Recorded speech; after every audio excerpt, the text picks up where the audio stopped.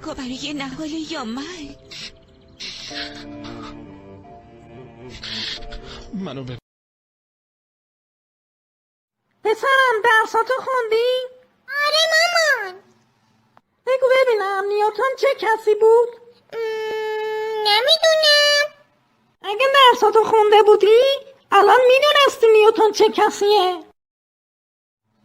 مامان تا میدونی پارمیدا کیه؟ پارمیدا؟ نه، پارمیدا کیه؟